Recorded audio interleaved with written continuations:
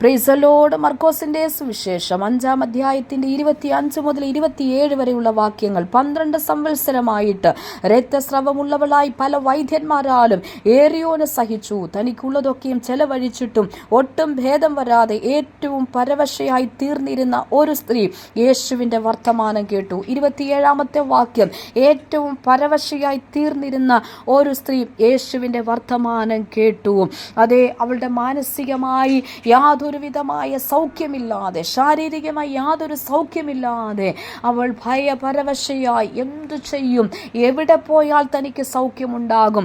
അവൻ പല ഇടത്തും അവൾ ആശ്രയം വെച്ചു, പല വൈദ്യന്മാരെയും ചെന്ന് കണ്ടു. പക്ഷേ അവിടെ നിന്നും അവൾ പ്രതീക്ഷിക്കുന്ന ഒരു വിടുതൽ എന്നേക്കും അവളുടെ ജീവിതത്തിൽ ലഭിക്കാതിരുന്നവൾ ഇതാ അവൾ യേശുവിനെ കുറിച്ച് കേട്ടു. യേശുവിൻ്റെ വർത്തമാനം അവൾ കേട്ടു.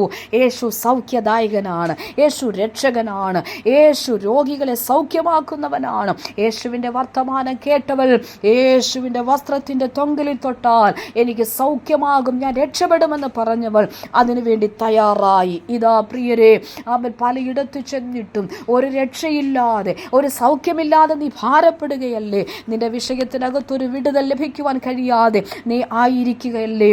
ആമൻ ആമൻ. മാനസികമായി ആമൻ ആമൻ സ്തോത്രം ഏറ്റവും പരവശയായി തീർന്നിരിക്കുന്ന ഒരു അനുഭവമല്ലേ ഈ നാളുകൾ നിന്റെ ജീവിതത്തിൽ നിന്നെ അലട്ടിക്കൊണ്ടിരിക്കുന്നത്? ഒരു രക്ഷയുമില്ലാതെ, ഒരു വിടുതൽ ലഭിക്കാതെ, ഹല്ലേലൂയ, ഒരു നിലനിൽപ്പില്ലാതെ ആമൻ പല വിധത്തിൽ നീ ആമൻ പ്രയാസപ്പെട്ടുകൊണ്ടിരിക്കുകയല്ലേ? പല വിധത്തിൽ നീ ദുഃഖം അനുഭവിച്ചു കൊണ്ടിരിക്കുകയല്ലേ? പല വിധത്തിൽ നീ ആമൻ പ്രതിസന്ധിയിലായിരിക്കുകയല്ലേ? എന്നാൽ അതിൻ്റെ നടുവിൽ കർത്താവ് ഇന്ന് ആമൻ ഈ വചനത്തിലൂടെ നിന്നോട് സംസാരിക്കുകയാ. പരവശയായി തീർന്നിരിക്കുന്ന ദൈവ പൈതലേ, ആമൻ യേശുവിനെ കുറിച്ച് കേട്ടവൾ അവൻ്റെ വസ്ത്രത്തിങ്കിൽ തൊട്ടാൽ പോലും സൗഖ്യമാകും, രക്ഷപ്പെടുമെന്ന് ആമൻ വിശ്വസിച്ചവൾക്ക് വേണ്ടി ശക്തി വ്യാപരിച്ചുവെങ്കിൽ, ഹല്ലേലൂയ, നിനക്ക് വേണ്ടി പ്രവർത്തിക്കുന്ന ഒരു ദൈവമുണ്ട്. ഇന്ന് പകൽ വിശ്വസിച്ച ആമൻ ഈ ദൂതുകളും ഏറ്റെടുത്തേ. നിൻ ജീവിതത്തിൽ സ്വസ്ഥതയില്ലാതെ ആയിരിക്കുന്ന നിന്റെ വിഷയത്തിനകത്തേക്ക്, ഹല്ലേലൂയ, ഈ പകൽക്കാല സർവശക്തനായ ദൈവത്തിൻ്റെ ശക്തി നിന്നിൽ വ്യാപരിക്കുന്നു. ദൈവത്തിൻ്റെ വചനം ജീവനുള്ളതാ, ചൈതന്യമുള്ളതാ. അത് നിന്റെ സന്ധി കളെ വേർപിടിക്കും വരെ തിളച്ചു ചെല്ലുന്നതാണ്. ഇന്ന് പകൽ ആ ദൈവപ്രവൃത്തി നിന്നിൽ വ്യാപരിക്കുന്നു. യേശുവിന്റെ നാമത്തിൽ ഈ ദൂതുകൾ ഏറ്റെടുക്കുക. ഇന്ന് പകൽ നിന്റെ വീട്ടിനകത്ത് വിടുതൽ സംഭവിക്കുന്നു, മൺകൂടാരങ്ങളിൽ വിടുതൽ സംഭവിക്കുന്നു.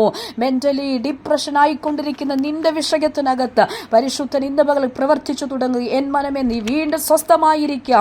ദൈവപ്രവൃത്തി നിന്നിൽ വെളിപ്പെടും, നിന്റെ കുടുംബത്തിൽ വെളിപ്പെടും, നിന്റെ ശരീരത്തിൽ വെളിപ്പെടും. ആകയാൽ ഈ ദൂതുകൾ ഏറ്റെടുത്ത് മുൻപോട്ട് പോവുക. കർത്താവ് ഈ വചനത്താൽ അനുഗ്രഹിക്കും.